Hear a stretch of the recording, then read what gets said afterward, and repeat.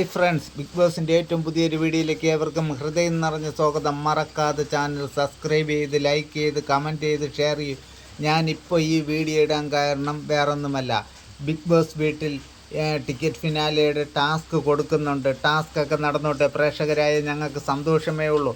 പക്ഷേ ആണും പെണ്ണും കെട്ട നെവിനെ പോലുള്ള ശിഖണ്ഡിയെ വീണ്ടും എന്തിനാണ് ഈ ബിഗ് ബോസ് ഷോയിൽ നിർത്തിയിരിക്കുന്നത്?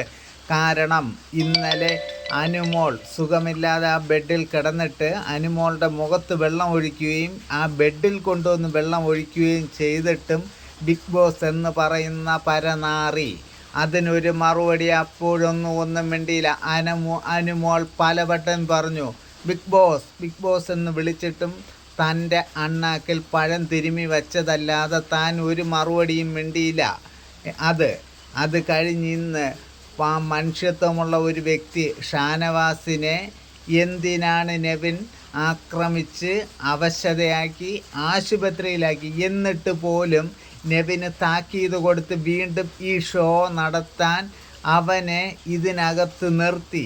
അവനെപ്പോലുള്ള ക്രിമിനലുകളെ വച്ചു പൊറുപ്പിക്കാതെ മാറ്റി വിടണമായിരുന്നു. അത് ചെയ്യാതെ അവൻ ഈ ആര്യനെയും അക്ബറിനെയും വീണ്ടും ഇതിനകത്ത് എന്തിനാണ് പാർപ്പിച്ചിരിക്കുന്നത്? ഇന്നലെ അനുമോളുടെ ദേഹത്ത് വെള്ളം ഒഴിക്കാൻ നെവിൻ ഒഴിച്ചെങ്കിൽ ആര്യനോട് പറഞ്ഞപ്പോൾ ആര്യൻ വെള്ളം കൊണ്ട് കൊടുക്കുകയും വീണ്ടും അവിടെ കിടന്ന് അട്ടഹസിച്ച് ചിരിക്കുകയും ഒക്കെ ചെയ്തു. അവനും താക്കീത് പോരാ, അവനെയും പുറത്താക്കണം.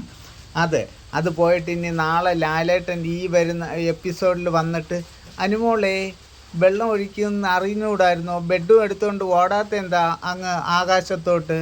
അത് കഴിഞ്ഞ് ഷാനവാസേ പാലല്ലി ഒഴിച്ചോളൂ, വേറെ കല്ല് മഴയൊന്നും അല്ലല്ലോ പെയ്തേ, അതങ്ങ് ഷാനവാസിന് ഒത്തിരി അങ്ങ് നൊന്തോ എന്ന് ചോദിച്ച് വെള്ള പൂശാനാണ് ലാലേട്ട നാളെ വരുന്നതെങ്കിൽ പ്രേക്ഷകരാരാണെന്ന് ലാലേട്ടൻ അറിയും.